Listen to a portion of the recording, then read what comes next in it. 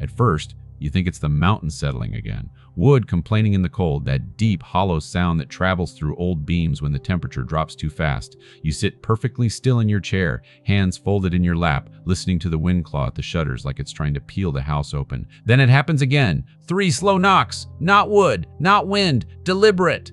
Your heart doesn't race. Not yet. Instead, it hesitates, as if it has forgotten what the sound used to mean. Visitors don't come up here in winter. Not anymore. Not since the road iced over for good and the village thinned out to a handful of stubborn lights clinging to the mountainside. You rise anyway. Your knees protest as you stand. The floor is a shock of cold even through your slippers. The lamp throws a weak circle of yellow against the walls, catching dust in the air that smells faintly of pine smoke and old books. Outside, the blizzard howls louder now, furious, offended that something else dares to make noise in its territory. You take one step toward the door, another knock. Closer this time, heavier. Your fingers hover over the latch. The metal is so cold it burns when you touch it. For a moment, a thought slips in uninvited. What if this is the night the mountain finally takes you, and then it's gone, drowned out by something deeper? Older. You pull the door open. Snow explodes inward, a white roar that steals your breath and coats the threshold in ice. The wind screams past your ears. You squint into the chaos, ready to slam the door shut, and then you see him. He stands just beyond the doorway, half buried in snow, fur darkened and clumped with ice. His head hangs low, as if the weight of it is too much. One ear is torn at the edge, the way it used to be after that summer with the barbed wire fence. His ribs show beneath the matted gold of his coat.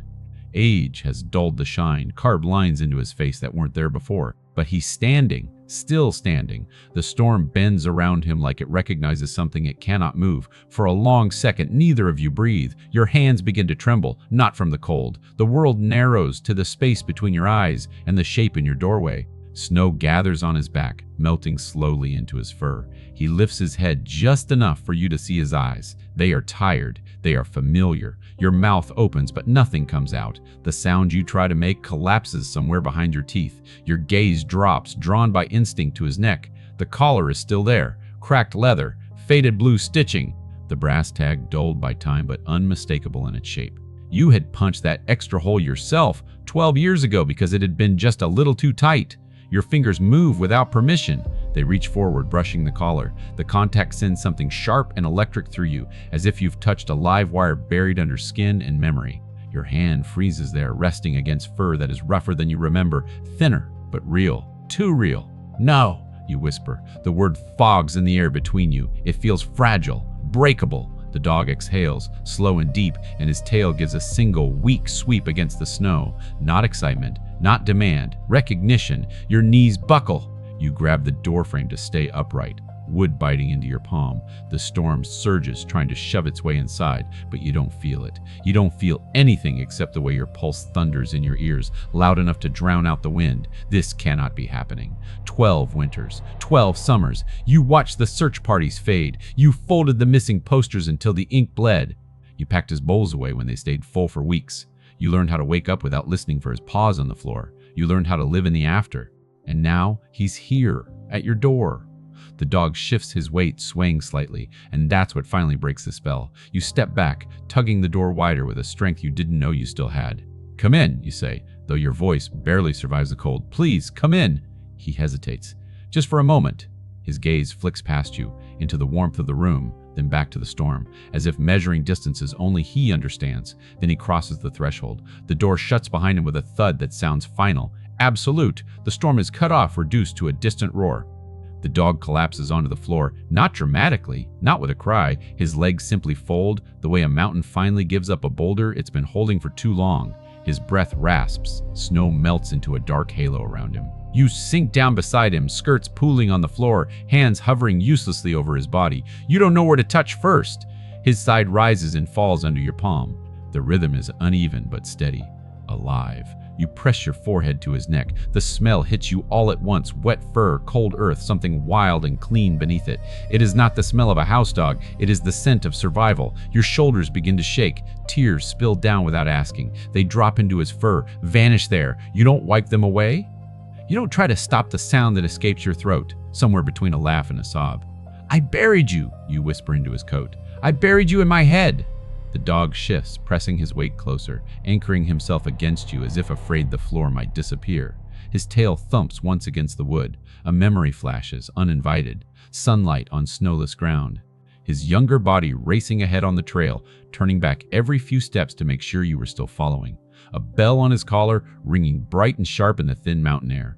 You squeeze your eyes shut. When you open them again, the room feels different, smaller, as if it's been holding its breath for 12 years and only just now let it go. You manage to stand, joints screaming, and fetch a blanket from the chair. You drape it over him gently, your hands careful around the scars you hadn't noticed before. Long, pale lines along his flank, a notch missing from one paw pad. Each mark feels like a sentence in a story you were never meant to read. The kettle on the stove begins to scream, "Forgotten!" You turn it off automatically, the motion strange and distant, like watching yourself from across the room. When you kneel again, the dog's eyes follow you. They never leave your face. "You came back," you murmur. "The words don't feel real yet. They hover, waiting to be tested." Outside, the storm intensifies. Snow piles against the windows, erasing the world beyond the glass. The mountain seals you in together, just as it once tore you apart. You have no idea how he survived. You have no idea where he's been. But as you sit there on the floor, one hand resting on the familiar curve of his shoulder, a quiet certainty settles into your bones. Whatever the mountain took 12 years ago, it has finally decided to return. You sit on the edge of the bed with the lamp turned low, watching the rise and fall of his body on the blanket you spread near the stove. Every sound pulls your attention sharp. The hiss of the fire, the groan of the wind outside, the faint click of ice shifting on the roof. Each breath he takes feels like something that might vanish if you stop looking at it. So you keep looking. The dog, your dog, though the word still feels dangerous, lies curled on his side, nose tucked close to his chest. Steam lifts faintly from his fur as the last of the cold leaves him. The blanket moves with each uneven breath, and you count them without meaning to. 1, 2, 3, alive. Your hands ache from gripping the mug of tea you made and forgot to drink. The liquid has gone lukewarm, but you don't notice. Your fingers trace the rim again and again, a small, useless motion that keeps you anchored to the present. Every so often, his eyes open. They don't dart, they don't search, they simply find you, and then they close again. You rise slowly, joints stiff, and fetch the old camera box from the closet. The cardboard is soft with age, corners chewed by time. When you set it on the bed and lift the lid, the smell of dust and old paper blooms into the room. Photographs. You spread them across the quilt, hands careful, reverent. Summer light, green trails, a younger version of yourself, hair darker, smile easier, and always, always him, leaping, sitting, waiting. You pick one up with shaking fingers. There he is, 12 years younger, sitting by the same door, the same notch in his ear, the same intelligent slant to his eyes, the collar clear around his neck, the tag catching sunlight. Your gaze drifts to the floor. The collar is still there. You set the photo down beside him, aligning past and present until they overlap in a way that makes your stomach twist. Scar for scar, mark for mark, even the way his left paw turns slightly inward when he sleeps. Your throat locks. This isn't coincidence. This is continuity. A soft sound pulls your attention back to him, a low whine, barely more than a vibration.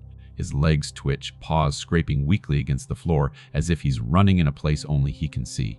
You kneel beside him instantly. "It's all right," you murmur, though you don't know if you're telling him or yourself. Your hand settles on his shoulder, warm now beneath your palm. "You're home!" The word home lands differently than it used to. It no longer feels like a place you maintained out of habit. It feels reclaimed. His body relaxes under your touch. The whine fades. His breathing evens just a little. You sit back on your heels, heart pounding in a way that has nothing to do with fear. Something is pressing against you from the inside. A question. No many questions, stacking on top of each other until they become impossible to ignore. How did you survive? Where did you go? Why now? At dawn, the storm finally loosens its grip. Light seeps into the room slowly, pale and blue, revealing the snow piled halfway up the windows. The world outside looks erased. No road, no path, just white stretching into white. You stand at the window, wrapping your shawl tighter around your shoulders. The mountain looms beyond the glass, massive and indifferent. Somewhere out there is the place you lost him. Somewhere out there is where he lived without you. A knock sounds, sharp, human this time. You flinch. No one comes this early unless something is wrong. You open the door to find Marta from 3 houses down, cheeks red from cold, scarf pulled up to her eyes. Her gaze drops immediately to the interior, to the shape curled by the stove. Her hand flies to her mouth. "Oh!" she breathes. No, that's not." You nod once. Marta steps inside without asking, boots leaving wet prints on the floor.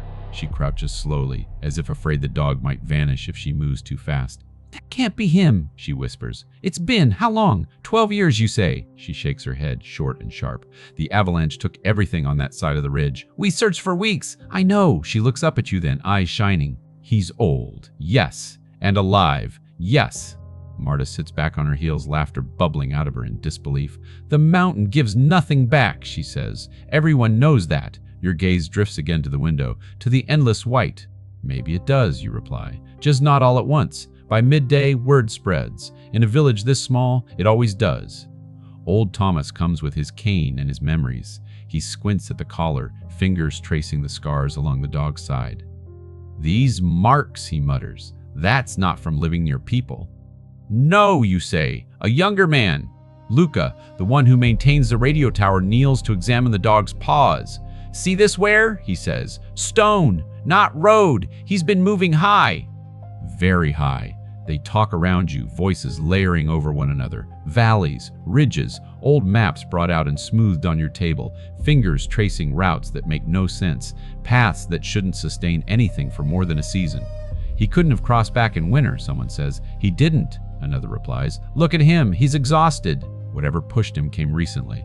You watch them piece it together, your kitchen transformed into a place of quiet revelation. You don't interrupt. You simply listen, one hand resting on the dog's back. The mountain had kept him, sheltered him, hidden him, until it couldn't anymore. As evening falls, the villagers leave one by one, shaken, thoughtful, whispering about miracles they don't quite believe in.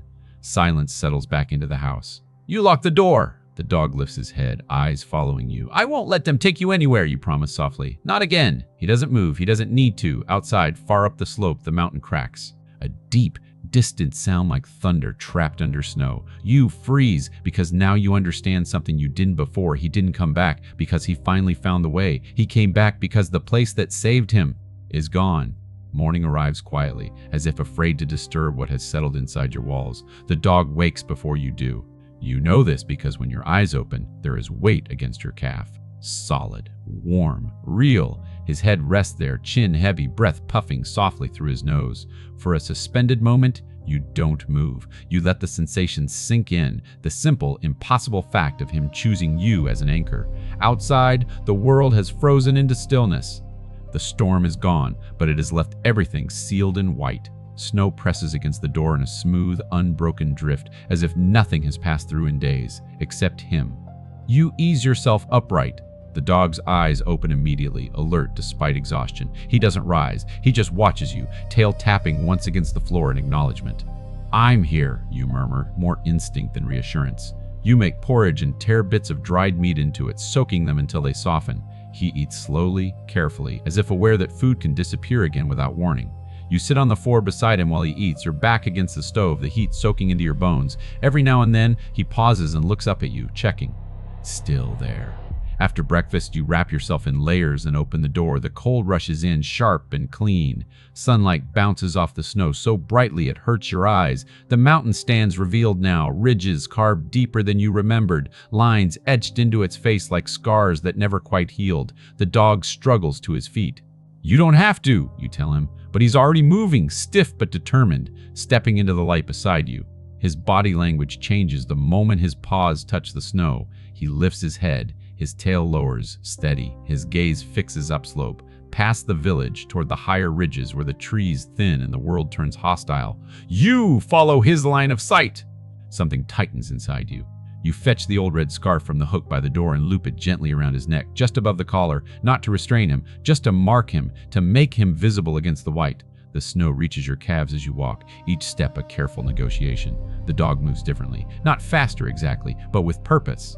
He weaves through drifts, testing the ground before committing his weight, choosing paths that make no sense to you but feel deliberate under his paws.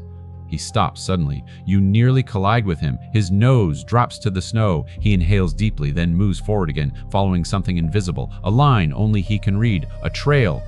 Your breath becomes shallow, not from exertion, but from realization. He remembers. You don't go far, not really.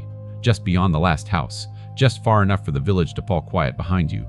The dog leads you to a place where the snow looks wrong compressed, disturbed beneath the surface. He paws at it, slow and careful, uncovering a shallow depression. Tracks. Old. partially filled in but unmistakable now that you see them. Large paws, worn pads, a gait that favors the left side. Yours leaves no doubt. You sink down into the snow, ignoring the cold soaking through your clothes. 12 years, you whisper. He looks back at you, eyes calm. Not proud, not seeking praise, certain. When you return home, Luca is waiting. He stands by the fence, radio slung over his shoulder, eyes bright with a mix of excitement and disbelief. We picked up something strange this morning, he says without preamble. A collapse signal from the upper basin. Not fresh enough to trigger alarms, but big. Your stomach drops. The hidden valley? You ask before you can stop yourself. Luca blinks. You know about that? Only that no one ever stayed there, you reply. Because no one ever came back. He nods slowly. There's a pocket up there, sheltered. Game passes through in summer, water year-round from glacial melt. In theory, something could survive. Your gaze drifts to the dog, now curled by the door again, conserving energy. In theory, you echo. Maps come out again. Not the tourist ones. The old survey maps, edges torn, notes scribbled in margins by hands long gone. You spread them across the table, weighing them down with muds and stones. Together, you trace the route. It doesn't look possible. Steep ascents, narrow passes, long stretches without shelter, and then, there it is. A bowl-shaped depression tucked between ridges, marked only by a faint pencil circle and a note barely legible. Unstable snowpack.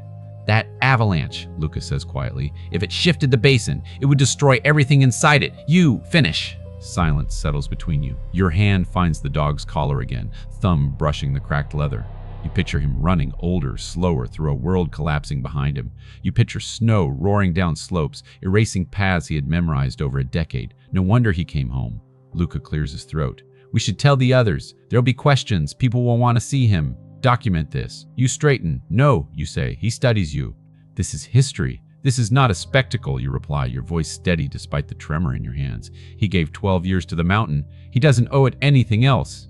The dog shifts closer to you, flank pressed against your leg.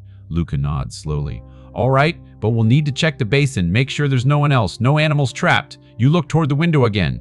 Toward the ridges catching afternoon light. I'll come, you say. He hesitates. It's dangerous. So was staying, you answer. That night, you pack. Not much. Food, water, the old compass you haven't trusted in years, and a photograph, the one of him by the door, tail a blur, eyes bright with life. You tuck it into your pocket. The dog watches every movement, ears twitching, body tense with something that feels like anticipation and warning. When you sit beside him and rest your forehead against his, he breathes you in slowly. I won't leave you again. You promise. Outside, high above the village, the mountain shifts in its sleep. The climb begins before sunrise. You step out into a world drained of color, the sky a pale bruise above the peaks. The cold cuts sharper at this altitude, slicing through layers and settling deep in your joints. Each breath feels thin, rationed, as if the mountain is already deciding how much of you it's willing to tolerate. The dog waits beside you, not pacing, not pulling, waiting. Luca adjusts the straps on his pack, boots crunching softly in the snow. Two others from the village follow at a distance, far enough to give you space, close enough to help if something goes wrong. No one speaks. Words feel intrusive up here. You start moving. The lower trail is familiar at first, a path you once walked easily years ago when your legs were stronger and your heart lighter. But soon it narrows, dissolving into something rough and improvised. Snow hides old stones. Ice glazes the shaded sections like glass. The dog takes the lead. He chooses routes that make your stomach tighten, skirting edges, angling across slopes that look unstable to you. Each time you hesitate, he stops and looks back, eyes steady, unblinking. Trust me, that's what it feels like.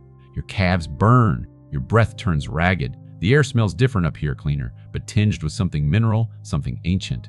Wind whispers through the rock faces, low and constant, like the mountain speaking to itself. Hours pass, measured only by effort. Then the terrain changes. Trees thin, giving way to exposed stone and wind-carved drifts. The dog slows, nose sweeping side to side. His tail lifts slightly, tension running through his body. You feel it too, a pressure, as if the world has narrowed, funneled you toward something unavoidable. The basin opens suddenly. It's smaller than you imagined. A wide bowl cradled between ridges, its edges scarred by fresh collapse. Snow has poured down in chaotic layers, burying everything beneath a smooth, deceptive surface. Luca exhales sharply. This is it! The dog stops at the rim. He doesn't move forward. His body goes rigid, ears flattening, head lowering until his nose almost touches the snow. A sound escapes him. Soft, broken, nothing like a bark. It vibrates through his chest and straight into yours. You kneel beside him without thinking, your gloves sinking into powder. You press your forehead to his again, grounding both of you. "I know," you whisper, "I know." Carefully, you descend into the basin. What you find emerges slowly. First, a shape beneath the snow, then another. Luca digs with his hands, uncovering the remnants of a shelter, branches woven together, packed with mud and grass. Ingenious. Temporary. Enough. Nearby, bones lie half buried. Deer, mountain goat, evidence of a life balanced on instinct and patience. You move deeper, heart pounding. There's a path here worn into stone. Repeated use, years of coming and going. The dog walks it slowly, every step deliberate, as if afraid to disturb ghosts. At the far edge of the basin, something metallic glints. You crouch, brushing snow away with shaking fingers. A bowl. Not yours. Newer, stainless steel, dented but intact. Human-made. You stare at it, confusion blooming sharp and cold. Luca's voice drops. Someone else was here. Your pulse stutters. You scan the basin, suddenly aware of how exposed it feels. How quiet. The dog lets out a low sound, different from before. Not grief, alert. He moves toward a rock outcropping and stops, pawing at the snow. You join him, digging fast now, urgency lending strength to your arms. Fabric appears, then a sleeve. You freeze. Luca swears under his breath and helps clear the rest. A jacket emerges, torn, stiff with ice. Beneath it, nothing else. No body, no bones. Just the jacket, and a length of rope snapped clean in two. They didn't make it, Luca murmurs. But not here. You picture it, someone slipping, the avalanche tearing loose, the mountain deciding in an instant. You picture your dog watching it happen, waiting, searching, surviving anyway. Your chest tightens until breathing feels optional. The dog circles the spot once, then turns away. He does not linger. He leads you to the highest point of the basin, where the snow is thinnest. There, half buried but unmistakable, lies a den carved into the earth itself, narrow, protected, lined with fur and feathers and old leaves. His home. You sit back on your heels, overwhelmed by the quiet evidence of endurance. 12 winters, 12 summers, a life reduced to shelter, food, vigilance, and memory. The dog steps inside the den briefly, then backs out, standing beside you. He does not go in again. He doesn't need to. A rumble rolls through the basin. Low, distant, you all freeze. Snow shifts above you, trickling down the slopes. The mountain adjusts, restless. Luca grips your arm. "We need to leave, now!" You nod, but your gaze stays on the den, on the life that existed here unseen. A hidden blessing carved out of necessity, erased in a single violent moment. As you turn to go, the dog pauses. He looks back one last time, then he follows you. Behind you, the basin settles, smooth and silent, giving up nothing more. But you carry its truth with you now, and you understand something that breaks and heals you all at once. He didn't just survive without you. He built a world! And the mountain took it away so he could come home. The descent is harder than the climb. Your legs shake with exhaustion now, muscles trembling with every careful step. Gravity pulls insistently, urging you forward faster than you want to go, faster than feels safe. Luca moves ahead, testing each section before waving you through. The others follow behind, their breathing loud in the thin air. The dog stays close to you. So close! His shoulder brushes your knee with each step, a steady, grounding presence. When you slip once on hidden ice, he stops instantly, planting himself solidly until you regain balance. He doesn't look back at the basin again. That chapter is closed! By the time the village comes back into view, the sun hangs low, painting the snow in long bands of gold and shadow. Smoke curls from chimneys, life continuing, unaware of how close it came to never knowing the truth. Your house greets you like an exhale. Warmth wraps around you the moment the door shuts. The dog lowers himself onto the rug with a sound halfway between a sigh and surrender. His eyes close, but his body remains angled toward you, as if sleep is a risk he's not quite ready to take. You sit at the table and stare at your hands. They look older than you remember. Thinner. Veins like blue threads beneath the skin. These hands once brushed burrs from his fur, once tied that collar snug but not too tight, once clutched his leash on the day the mountain decided differently. You flex your fingers slowly. They are still here. That night, memories refuse to stay quiet. They arrive unannounced, triggered by the smallest things. The sound of wind slipping under the door becomes the echo of a younger dog barking at falling snow. The smell of soup simmering on the stove pulls you backward to evenings when he lay sprawled across the floor, paws twitching as he dreamed. You do not push the memories away. You let them come. You let them hurt. At some point, you lower yourself to the floor beside him and rest your back against the couch. The dog's eyes open immediately, alert despite fatigue. When he sees you there, they soften. He shifts, pressing his spine against your leg. Your fingers find the scars again. You trace them slowly now, no longer afraid of what they represent. Each mark tells you something: a winter endured, a fight avoided or survived, a narrow escape from hunger or cold, a decade of choosing life. I was angry, you say quietly, voice rough in the dim room. For a long time. The dog's ears twitch. I thought you left me, you continue. I thought. Maybe you followed something better, something wild. Your hand tightens briefly in his fur. I never imagined you were building something of your own. The fire pops, sending sparks shifting behind the glass. Shadows dance along the walls, stretching and shrinking like memories themselves. In your mind, you see him younger than he should have been, learning the rhythms of the hidden valley, learning where water never froze, learning which animals passed through and when, learning the mountain's moods the way you once did, not tame, not lost, adapted. A quiet sound escapes you, something that might have been a laugh once. You were busy, you murmur. The dog exhales, deep and steady, warmth seeping through your clothes. Sleep comes eventually, heavy and dreamless. When you wake, it's to a different kind of silence. The dog is not beside you. Panic jolts through you, sharp and immediate. You push yourself upright, heart hammering, scanning the room. He stands by the door, not scratching, not whining, waiting. The early morning light outlines his body, catching on the gray now threaded through his coat. He looks back at you once, eyes clear, intent. You understand without words. He wants to show you more. You dress quickly, pulling on boots with hands that still shake. Not from fear, but from something closer to reverence. When you open the door, the cold greets you like an old adversary. The village sleeps, roofs heavy with snow, paths untouched. The dog moves ahead, confident, not toward the mountain this time, toward the lower forest. He leads you to the edge of the old trail, the one you stopped walking after the avalanche all those years ago. Snow has softened its outline, but it's still there, winding into the trees. He stops at a particular bend. Here! You follow his gaze. Scratched into the trunk of a pine tree are old marks, faint, weathered. You step closer, heart pounding as recognition blooms. Your initials, carved clumsily with a pocket knife years ago, the day you first brought him up here, the day you thought your life had finally settled into something permanent. Your hand lifts, hovering over the grooves. You hadn't imagined this place. He remembered it. The dog presses his nose to the bark, then looks up at you, tail swaying slowly.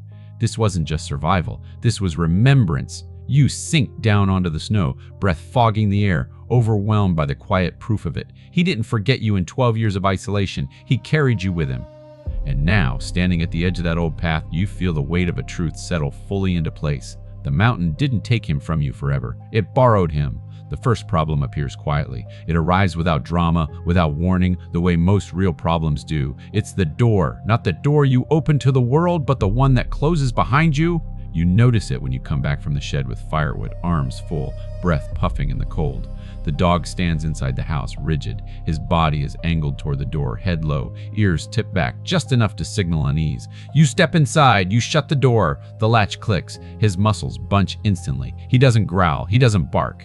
He simply freezes, eyes locked on the wood as if it might move on its own. His breathing shortens. His chest lifts too fast, too shallow. You set the firewood down carefully. It's all right, you say softly. It's just us. He doesn't look at you. Something old has woken up inside him. You open the door again without thinking. Cold floods in, biting your ankles, but the dog exhales like a rope finally loosened. His body relaxes by degrees. When you close the door a second time, slow, deliberate, his eyes flick to you at last, questioning. Not disobedient, you understand then. For 12 years, nothing closed behind him. No walls, no locks, no barriers. He couldn't leave if the ground began to tremble or the snow began to slide. The mountain taught him one rule above all others. Never trap yourself! You pull a chair close to the door and sit there for a long while, hand resting on the wood, opening and closing it in gentle increments until the sound no longer tightens his body. Until he dares to lie down again, though he chooses a spot where he can see every exit. That night, he doesn't sleep deeply, neither do you. Every sound pulls him half awake. A log shifting in the fire, wind scraping ice from the roof. He lifts his head again and again, scanning, listening, mapping danger. You stay on the couch beside him, fingers threaded loosely through his fur, grounding him the only way you know how. Morning brings another lesson, the bowl. You place his food down where it's always been, against the wall near the stove. He approaches it cautiously, nose twitching. He eats a few bites, then backs away, body tense. You watch, puzzled as he circles the room. Then you see it. The corner, a dead end. You move the bowl to the center of the room. He eats immediately. Later, when Marta stops by with bread and concern etched into her face, the dog positions himself between you and the door. Not aggressive, just present, his body a quiet barrier. Marta notices. He's guarding you, she says gently. You shake your head. He's counting. Counting exits, counting people, counting the space between safety and disaster. By the third day, exhaustion sets in for both of you. He startles at sudden sounds. He refuses to sleep unless a window is cracked open. When night falls, he paces, nails clicking softly against the floor in a restless rhythm that never quite settles. And then comes the storm. Not a blizzard this time, just heavy snowfall, thick and relentless. The kind that presses down on roofs and memories alike. The wind rises after dark. The dog lifts his head sharply. A distant crack rolls through the mountains. Your stomach drops. He moves instantly, nudging you hard with his shoulder, pushing you toward the door. Not panicked, urgent. No, you say, heart racing. Not now. It's safe. He doesn't hear the words. He only hears the mountain. Another sound follows. The long, hollow groan of shifting snow somewhere far above the village. Not close. Not dangerous. But he doesn't know that. He has learned never to wait for certainty. His breathing turns ragged. He presses harder, then stops, confusion flickering through his eyes when you don't move. You kneel in front of him, gripping his face gently, forcing him to meet your gaze. I see you, you whisper. I hear it too. His body trembles. You stay there with him as the wind screams and the snow piles higher, your forehead pressed to his, breathing slow and exaggerated until he begins to mirror you. Inhale, exhale, again. Minutes stretch. Eventually, the mountain quiets. The dog sags against you, strength draining all at once. He sinks to the floor, exhausted beyond resistance, and this time, he lets himself sleep. Not deeply, but enough. You sit there long after, arms wrapped around his weight, understanding settling heavy in your chest. Bringing him home did not end his journey. It only changed the terrain. The mountain carved vigilance into his bones. It taught him that survival depends on never trusting stillness, never assuming safety will last. And now it is up to you to teach him something just as difficult. That some doors close without danger, that some nights pass without disaster, that a life can be smaller and still be safe. Outside, the snow falls softly, blanketing the village in quiet. Inside, you keep watch together. The mountain does not announce its next move. It never has. The warning comes through people instead. The radio crackles to life just after noon, Luca's voice sharp with urgency, the signal breaking around the words. They're evacuating the upper slope. Controlled release. The snowpack's too heavy. We've got a narrow window. You sit very still, hand resting on the dog's back. Controlled avalanche. A phrase that sounds neat and responsible until you imagine the noise, the ground shuddering, the sky turning white and roaring. Until you feel his body tense beneath your palm, muscles going rigid the moment Luca says the word release. The dog lifts his head, his ears flatten, his gaze snaps toward the mountain, toward the soundless distance where memory lives louder than reality. No, you whisper instinctively. Not that, but it's already too late. His breathing accelerates, shallow and fast, sides heaving. He rises, paws skittering slightly on the floor as he turns in a tight circle, searching for exits that aren't there. He presses his nose to the door, then the window, then back to the door again. The pattern is familiar now. Escape, distance, survival. You reach for his collar, gentle, grounding, but the contact makes him flinch. Not away from you, away from the idea of being held when the mountain is about to move. It's not near us, you say, though your voice wavers. They do this every year. But he doesn't hear every year. He hears the valley collapsing. He hears snow devouring shelter. He hears the sound that ended the only world he knew for 12 years. He whines, a high, strained sound that claws at your chest. You kneel, blocking his path to the door with your body. Not forceful, just present. Look at me, you say softly. He can't. His eyes flick past you, through you, mapping danger in every corner of the room. The radio crackles again. Release in 15 minutes, Luca says. Everyone below the ridge needs to stay inside. Inside. The word lands like a stone. You swallow, heart hammering, and make a decision that scares you more than the mountain ever has. You open the door. Cold air rushes in. Snow swirls at your feet. The dog freezes, confused by the sudden permission, by the invitation to run. You step outside first. I'm not trapping you, you say, voice low, steady. I'm staying. He hesitates on the threshold, torn between instinct and something newer, less certain. His paws inch forward, then stop. His gaze locks on you, searching your face for a lie. You sit down in the snow, right there, exposed. Vulnerable, unmoving. If you go, you continue quietly. I won't stop you. The wind tugs at your hair. The cold seeps through your clothes. Somewhere high above, a distant rumble echoes faintly, the mountain clearing its throat. The dog takes one step out, then another. He doesn't bolt. He circles you once, nose pressed to your coat, breathing in your scent as if memorizing it against loss. His body still trembles, but it's no longer trying to flee. You reach out slowly, resting your hand on his chest. "Stay," you whisper. "With me." The rumble grows louder now, a low thunder rolling across the peaks. Snow lifts from the slopes in the distance, a white veil tearing loose and rushing downward far from the village. The dog flinches, his muscles coil, then hesitate. He presses into you instead, not hiding behind you, not shielding you, choosing you. The sound fades, swallowed by distance. The ground beneath you remains still. The village holds its breath and then exhales. The dog collapses into the snow beside you, shaking violently now that the danger has passed. You wrap your arms around him, pulling his weight against your chest, letting him feel the solid truth of you. You stayed! The mountain moved, and the world did not end. When you finally go back inside, you leave the door cracked open. Not because he needs an escape, because he needs to know it exists. That night, he sleeps longer than he has since returning. His body twitches once or twice, chasing old ghosts, but he doesn't wake fully. His head rests on your foot, anchoring both of you to the same place. You lie awake, staring at the ceiling, heart full and aching all at once. Loving him now means something different than it did before. It means accepting that some scars never fade, that survival leaves marks no comfort can erase. But it also means understanding this. He crossed an impossible mountain to come back to you. The change is subtle. You almost miss it. It happens on an ordinary morning, the kind you've learned to cherish since his return. The kettle sings softly. Light spills across the floor in a familiar pattern. The dog lies near the window, eyes half-lidded, body loose in a way that would have been impossible weeks ago. When the wind rattles the shutters, he lifts his head and then sets it back down. Your breath stills. You don't move. You don't speak. You simply watch, afraid that acknowledging the moment might fracture it. But it doesn't. Something has shifted. Later that day, you notice it again when you open the door to fetch wood. He watches you go, ears flicking once, but he doesn't follow. He doesn't rush the threshold. He trusts that you'll come back. That night, he sleeps through the dark. Not the shallow, half-waking rest of vigilance, not the tense stillness of a body ready to flee. Real sleep. The kind that pulls him under so deeply his paws twitch, chasing something that feels less like escape and more like memory. His breath evens out, his body stretches unguarded. You sit nearby, hands folded in your lap, heart thudding with a quiet reverence. This is what trust looks like. And trust, you are learning, invites truth. It arrives the next morning with a visitor you didn't expect. A man stands at your door, younger than you, beard frosted with cold, eyes carrying something heavy. He removes his hat when you open the door, fingers tightening around it like he's afraid it might fly away.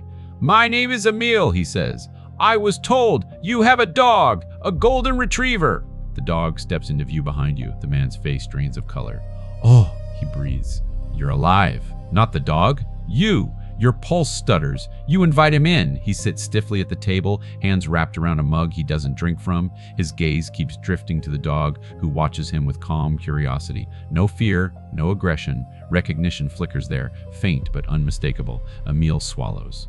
12 years ago, he says slowly, my brother went missing in these mountains. Your chest tightens. He was studying alpine ecosystems, Emil continues. Said there was a sheltered basin where life behaved differently, where animals adapted in ways no one had documented. You see the stainless steel bowl again? The rope snapped clean. He went up alone, Emil says. And he didn't come back. The dog rises. Not suddenly, not alarmed. He approaches Emil and sits a few feet away, head tilted slightly, eyes searching the man's face. Emil's breath catches, not with fear but with something like recognition echoing back.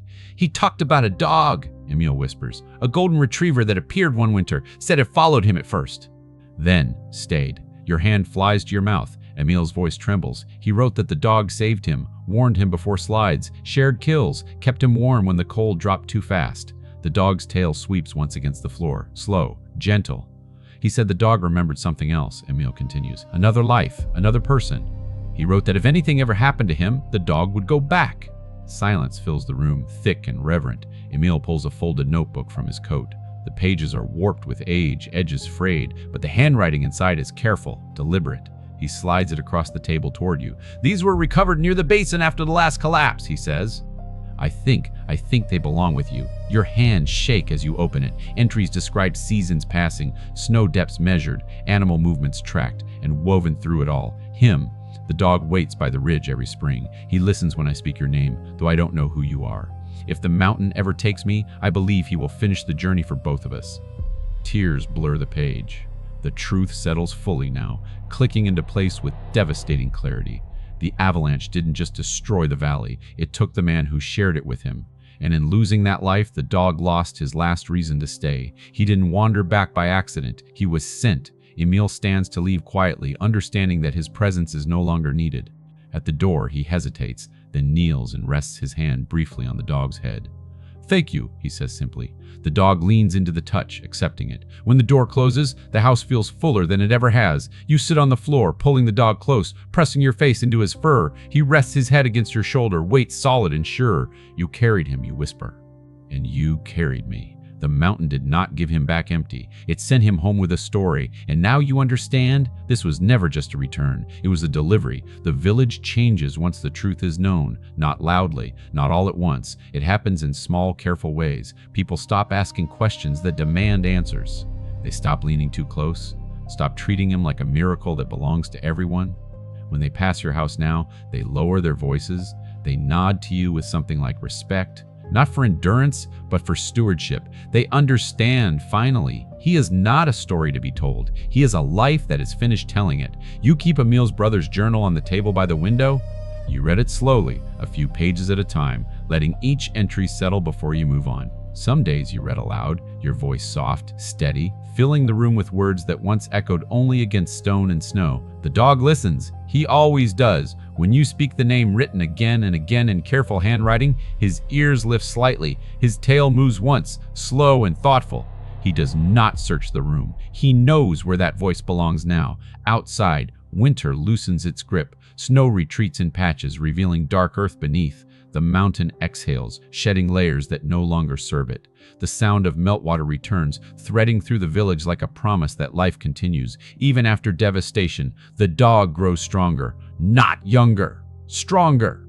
His coat begins to soften again as you brush it each morning, working carefully around scars that no longer feel like warnings but like history. His appetite steadies, his sleep deepens. He chooses spots in the house without mapping exits first. One afternoon, you find him asleep in the sun, fully asleep, on his back, paws loose, belly exposed, trust written into the very shape of his body. You sit down hard, breath failing you for a moment at the sight. This is the gift, not that he came back, but that he can rest. Spring reaches the lower trails first. You walk them together slowly, your pace measured, his match to yours without effort. He no longer pulls ahead to scout. He no longer lingers behind to watch your back. He walks beside you.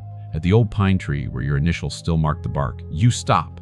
You press your hand there once more, feeling the groove smoothed by time and weather. "So much life happened after this," you murmur. The dog sits at your side, shoulder warm against your leg. You realize something then, something that settles gently instead of breaking you. You did not lose 12 years with him. You were given 12 more. They just didn't happen the way you expected. One evening, as the light fades into blue, the dog struggles to rise from his bed. Not dramatically, not urgently, just slower. You cross the room immediately, kneeling beside him. He looks at you, eyes clear, calm. There is no fear there, only completion. You help him settle again, arranging the blanket just so, your hands memorizing the shape of him as if afraid this moment might slip away unnoticed. "You're tired," you whisper. His tail moves once. Outside, the mountain stands quiet, stripped of its fury, content in its stillness. It has taken, it has taught, and now it seems willing to let go. You stay with him through the night, fingers resting lightly on his chest, counting breaths, not because you fear they will stop, but because each one feels like something sacred. When dawn comes, it arrives gently. Light spills across his face, catching the silver in his fur, the lines time carved with purpose. His breathing slows further, deeper, as if sinking into a place that requires no vigilance at all. He exhales and does not inhale again. You don't cry out. You lean forward and rest your forehead against his, breathing for both of you one last time. "Thank you," you whisper, "for the journey, for the return, for choosing to stay." Outside, a bird sings, early, tentative, alive. The mountain watches. You bury him where the light lingers longest, not high on the mountain, not hidden away. You choose the small rise behind the house, where the ground warms first in spring and the snow retreats early, reluctant to stay. From here, you can see the ridgeline he crossed at the end of his journey. From here, the village bells still carry on clear mornings. The ground is soft, forgiving. Neighbors come without being asked. They don't bring speeches, they bring shovels, warm hands, quiet presence. Marta presses bread into your palm, still warm, as if feeding you is the only language she trusts right now. You place the collar with him, the cracked leather, the dulled tag, not as an ending, but as a marker. This was his way back, you say, and your voice holds. When the earth has settled and the stone is set, you remain kneeling long after everyone leaves. The wind lifts gently, brushing your face, carrying the familiar scent of pine and thawing soil. For the first time in 12 years, you are not waiting! The days that follow feel strangely full. Not busy, not loud, full. You wake without listening for pause and realize you don't need to anymore. You move through the house without bracing for absence. The quiet has changed shape. It no longer echoes. You open the journal one final time and read the last entry aloud, voice steady, breath calm. If he leaves one day, I hope he finds what he remembers. If he stays, I hope he finds peace. You close the book. He found both. Spring deepens. Flowers press up through soil that once held only snow. Life insists, patient and unstoppable. Children walk past your house again, laughter trailing behind them like a promise. One afternoon, you walk the lower trail alone. At the bend near the old pine tree, you stop, not because you must, but because you want to. You rest your hand on the bark where your initials still live, worn but legible. You smile. I came back too, you say quietly. The mountain stands where it always has, massive, indifferent, ancient, but it feels different now, smaller somehow, or maybe you are larger, because you understand something at last. Love does not disappear when it leaves your sight. It does not weaken when it changes form. Sometimes it survives the impossible. It carries stories across distances no body should cross. It waits for the right moment to return what it was entrusted with. And sometimes, when its work is done, it rests. You turn back toward home, step steady, unhurried. Smoke rises from chimneys. The village breathes. The world continues. At your door, you pause. For a heartbeat, you almost look down to make sure he's there beside you. You don't. You open the door anyway. Inside, warmth waits.